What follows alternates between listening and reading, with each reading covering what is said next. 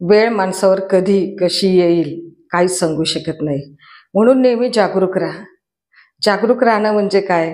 तर जेव्हा जी परिस्थिती येईल, समोर जे प्रसंग येतील, अवतीभोवती जे वातावरण असेल, आपण ज्या परिस्थितीमध्ये असू, ती परिस्थिती स्वीकारणं आणि त्यातून स्वतःकडं पाहणं. स्वतःकडं पाहिलं ना, तर आपल्याला अवतीभोवतीचं जग जे आहे, जी परिस्थिती आहे, ती आपल्याला उमगते. आपण त्याच्या खोलीला जातो. संकटांच्याही खोलीला जातो. ते संकट का निर्माण झालं? कुठे चूक झाली?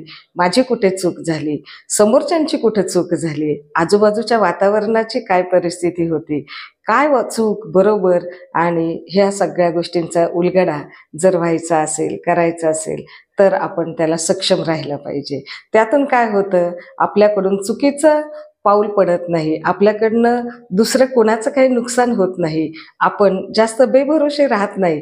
स्वतःचे निर्णय घेतो, स्वतः परिस्थितीला पडताळतो, स्वतः आपण त्या कृतीला सामोरे जातो. काही विचार फक्त हा डोक्यातच न ठेवता आपण ते विचार आपल्याला समोर कसे आणता येतील, प्रत्यक्षात कसे ते उजेडात आणता येतील आणि मार्गस्थ कसे करता येतील यासाठी आपण प्रयत्नवादी बनतो आणि ही ताकद आपल्यामध्ये असते. म्हणूनच जेव्हा जेव्हा असे प्रसंग येतात, अशी परिस्थिती येते आणि हे येतच असतं माणसाला. हे दररोजच आपल्याला या गोष्टींना सामोरं जावं लागत असतं. छोट्या मोठ्या किरकोळ गोष्टी या कधीतरी खूप उग्र स्वरूप धारण करतात, मोठ्या होतात. त्यावेळेला आपण त्याला सामोरे जायला, त्याला टक्कर द्यायला, त्याला भिडायला सक्षम असतो. म्हणून नेहमी आपण या गोष्टींचा वाव न करता किंवा येणारच नाही आपल्या वाट्याला, तर अशा भ्रमात राहायचं नाही. या भ्रमाच्या दुनियेमधून बाहेर पडलं पाहिजे आणि वेळ काळ कशी येईल सांगता येत नाही, त्याला सामोरं जायला आपण एक उभारी मनाची कायम ठेवली पाहिजे. त्यामुळे आपल्याला परावलंबी नाही राहता येणार. आपण आपल्या हातामध्ये आपला रिमोट हातामध्ये ठेवल्यामुळं आपण त्या त्या वेळेला निर्णय घेऊ शकू. त्या त्या वेळेला आपण त्याला कसं मात करून पुढं जाता येईल याचा विचार करू शकू.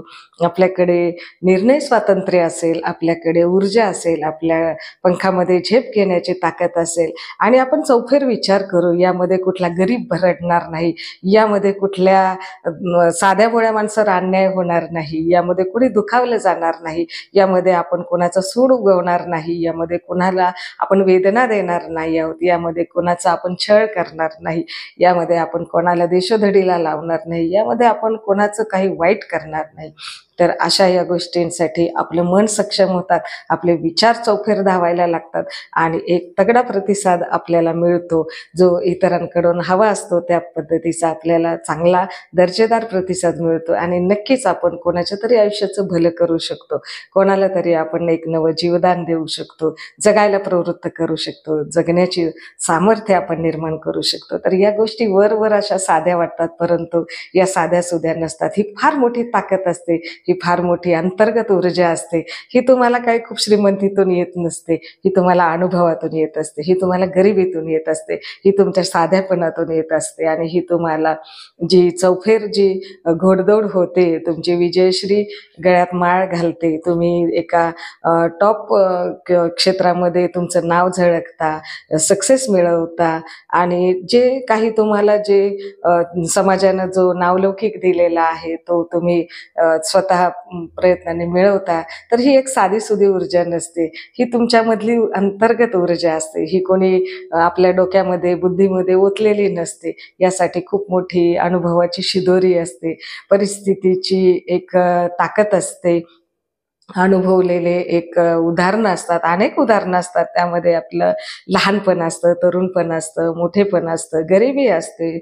त्यामध्ये आपण मग श्रीमंती आली किंवा मग मोठं सक्सेस मिळालं, मोठा आपल्याला मान सन्मान मिळायला लागला, पद मिळालं, खुर्ची मिळाली, सगळं काही मिळालं, तरीसुद्धा मग माणूस आपल्याला त्या ठिकाणी तो जमिनीवर पाहतो, मातीत पाहतो. ज्या मातीतून आपण आलोय त्या मातीच्या मुळांशी तो एकनिष्ठ राहतो, त्या मातीला धरून राहतो.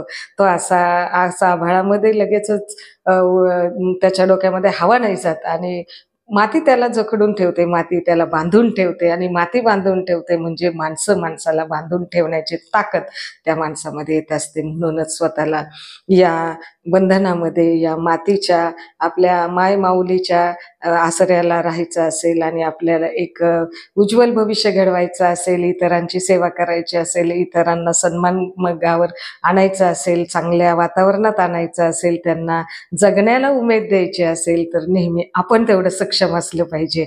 आणि आपण जेव्हा सक्षम होऊ, जेव्हा आपण स्वतःकडे पाहायला लागू, आपलं स्वतःचं पाहणं जे असतं की नाही, हेच आपलं यश असतं. कारण आपण जर स्वतःकडे पाहिलं तर मुळात आपल्याला कळतं की आपण कोण आहोत, आणि हे आपण कोण आहोत हे जर कळलं तरच आपण इतरांनाही मार्गदर्शन करू शकतो आणि इतरांनाही आपण काहीतरी कुठल्याही पद्धतीने सेवा देऊ शकतो. तर त्यासाठी आपण हा आपला स्वभाव, आपलं हे जे मन, आपला जो साधेपणा आहे, आपलं जे मातीशी ऋण आहे, ज्या ऋणानुबंधनात आपण आहोत आणि ज्या मायमाऊलीच्या छत्राखाली आहोत, आईबापाच्या आसऱ्याला आहोत, आपण समाजाच्या बांधवांच्या, आपल्या समाज बांधवांच्या बरोबर आपण आहोत, तर त्यांच्याही प्रती आपल्यामध्ये एक आपलेपणाची जाणीव असली पाहिजे. आणि ही जाणीव जेव्हा आपल्यामध्ये राहते, ती जेव्हा विरुद्ध दिशेला जात नाही, आपल्यामध्ये टिकून असते, त्यावेळेला कधीही समजावं की आपण योग्य ट्रॅकवर आहोत, आपण भरकटलेलो नाहीत, आपण समाजासाठी चांगलं काम करतोय, आपण स्वतःसाठी चांगलं जगतोय, आपण आपल्या कुटुंबासाठी, आपण आपल्या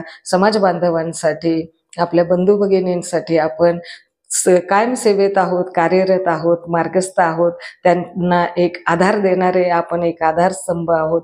तर अशी एक मनोमन आपल्याला एक दिलासा देणारी एक समाधानकारक स्थिती निर्माण होत असते आणि ते आपलं एक वलय असतं. त्या वलयामध्ये आपण सुरक्षित असतो आणि समाधानी असतो.